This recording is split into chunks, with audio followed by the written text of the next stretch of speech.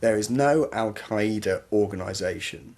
There is no international network with a leader, with cadres who will unquestioningly obey orders, with tentacles that stretch out to sleeper cells in America, in Africa, in Europe. That idea of a coherent, structured terrorist network with an organised capability simply does not exist.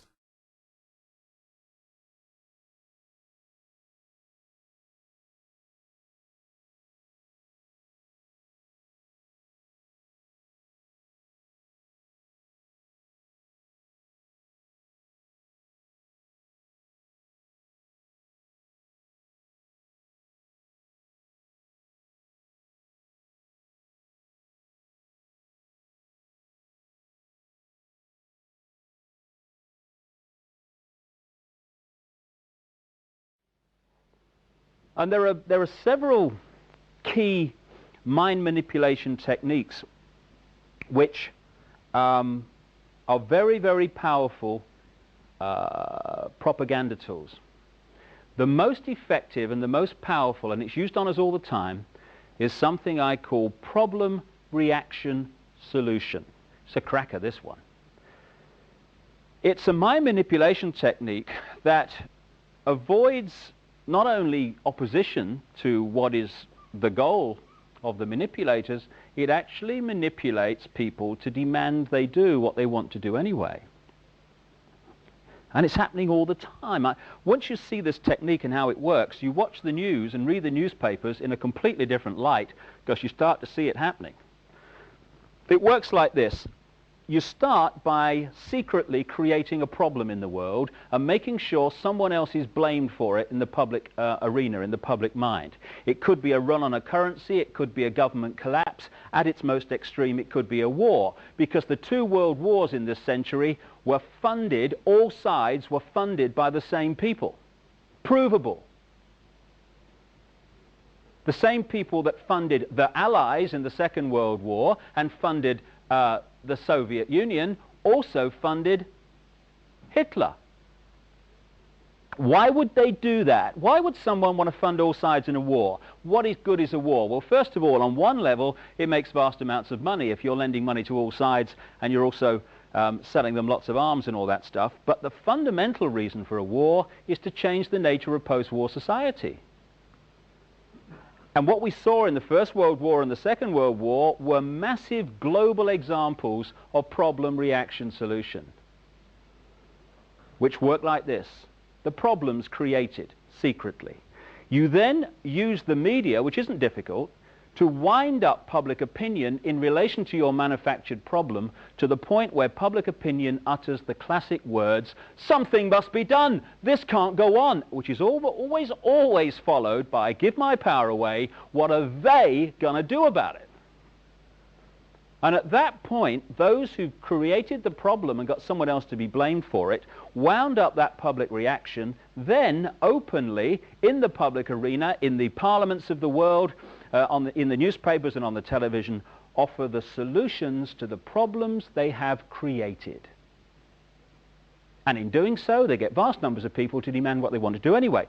For instance, if you want more cameras in the streets, crikey, they're going up all over the place in Britain. If you want more cameras in the streets, you want a more armed police force, you want more authoritarian laws, greater erosions of freedom, and you want the public to demand you do it, then get the public frightened of crime. Either let society break down so there is more crime, or emphasize crime to be worse than it really is in some areas. Get people frightened, and the first thing people do when they're in fear about something is they look for someone out there to protect them from what they're frightened of. So, get people frightened that they're going to be burgled, get people frightened they're going to be mugged in the street, and they'll demand you take the freedoms away. They'll demand cameras in the streets and more authoritarian laws.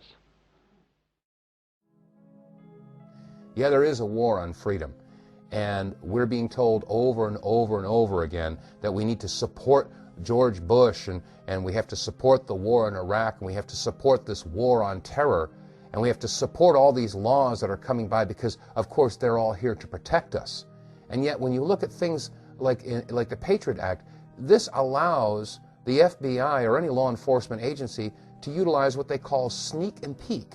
They can go into your house when you're not home, and they can go through all of your stuff and without your ever knowing about it.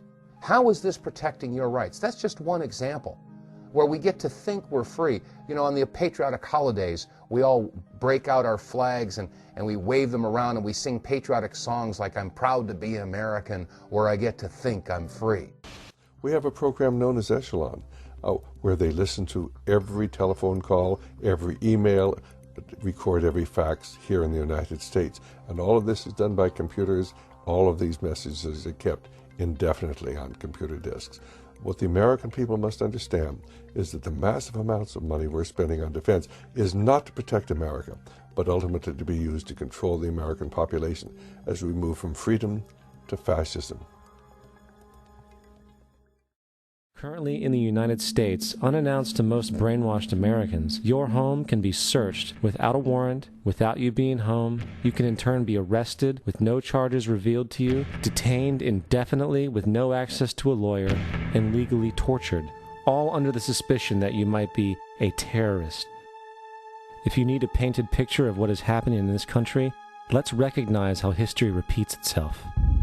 In February 1933, Hitler staged a false flag attack, burning down his own German parliament building, the Reichstag, and blamed it on communist terrorists. Within the next few weeks, he passed the Enabling Act, which completely eradicated the German Constitution, destroying people's liberties. He then led a series of preemptive wars, all justified to the German people as necessary to maintaining homeland security.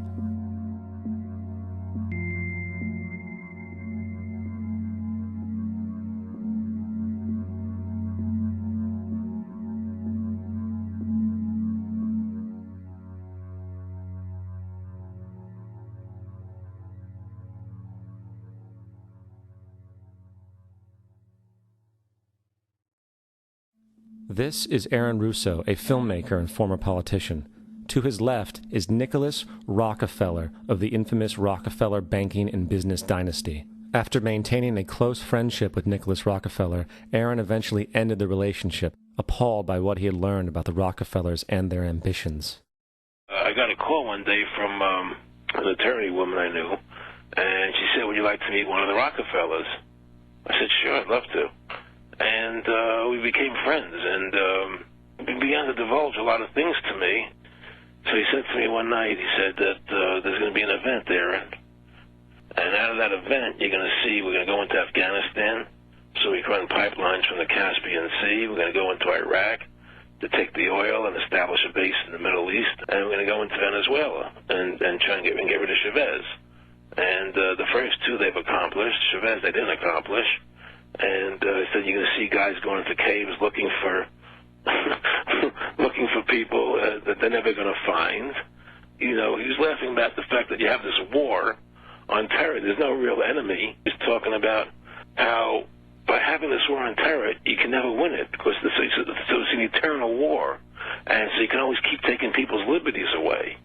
And I said, how are you going to convince people that this war is real? He said, but the media can convince everybody it's real. I mean, you know, it's just that you keep talking about things. You keep saying it over and over and over again, and eventually people believe it. You know, you created the Federal Reserve in 1913 through lies. You create 9/11, which is another lie. Through 9/11, then you're fighting a war on terror, and now all of a sudden you go into Iraq, which was another lie, and now they're going to do Iran. You know, and it's all one thing leading to another, leading to another, leading to another. Now, I would say to them, what are you doing this for? What's the point of this thing? You have all the money in the world you ever want. You have all the power. I said, you know, you're hurting people. It's not a good thing. And he would say, what do you care about the people for? Take care of yourself and you take care of your family. And then I said to him, what are the ultimate goals here? He said, the ultimate goal is to get everybody in this world chipped with the RFID chip and have all money be on those chips and everything on those chips. And if anybody wants to protest what we do or violate what we want, we just turn off their chip. Just turn off their chip. Just turn off their chip. Just turn off their chip.